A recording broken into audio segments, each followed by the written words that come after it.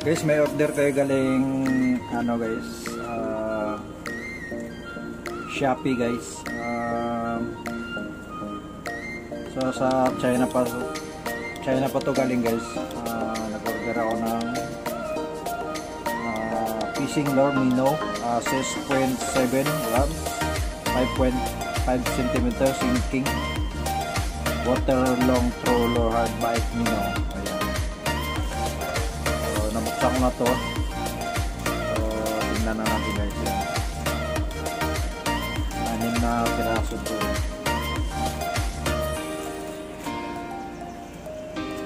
Ito yung laman niya guys. Ayan. Silver, all silver siya. Ayan. All silver. All silver siya.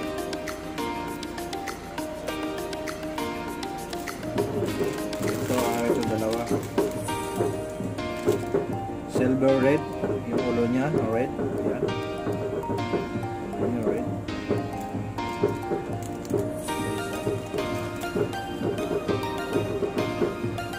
Yellow green, saka may pink sa silver sa gitna. Saka medyo orange sa baba niya. 6.7 grams. Ayan. May split ring na rin siya sama. Ito naman isa. Ito silver black.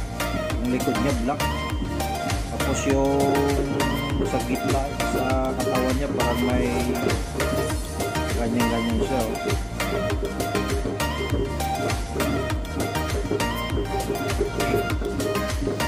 So pang-apat guys. Pang-lima natin. Ito blue, sky blue black.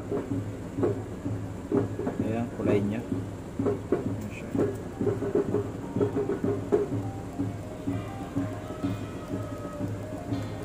Ayan siya guys.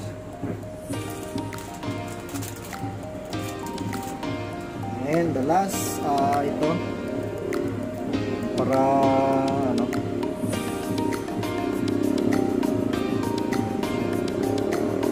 parang ibon na ano, parot.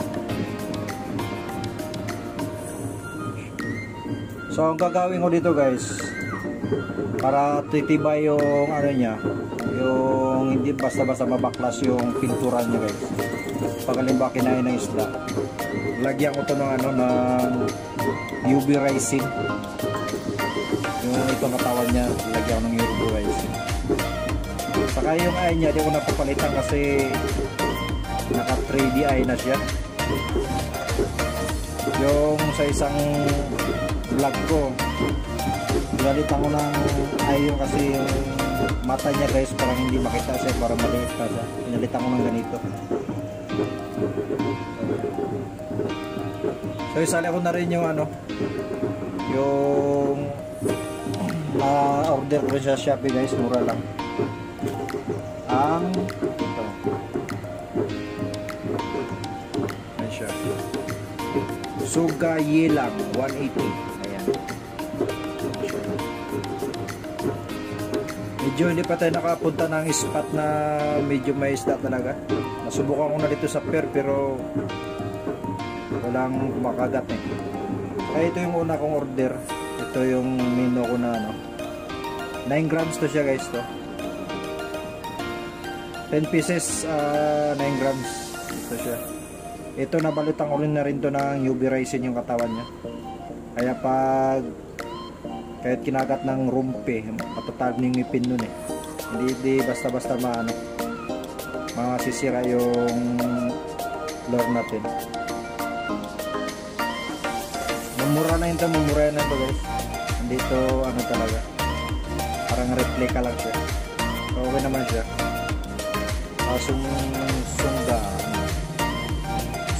Suga Yelang. So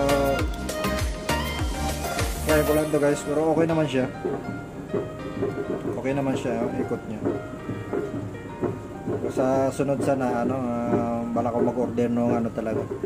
Yung medyo may price din. Ito may price naman kasi nabila ko lang to ng 800 plus.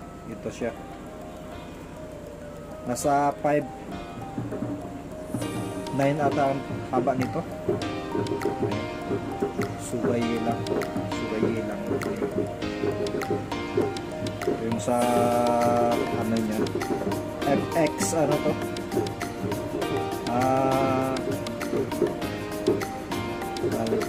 FX 200 ba to o 2000? FX 2000 o 200. Tapos may pangalan siya dito na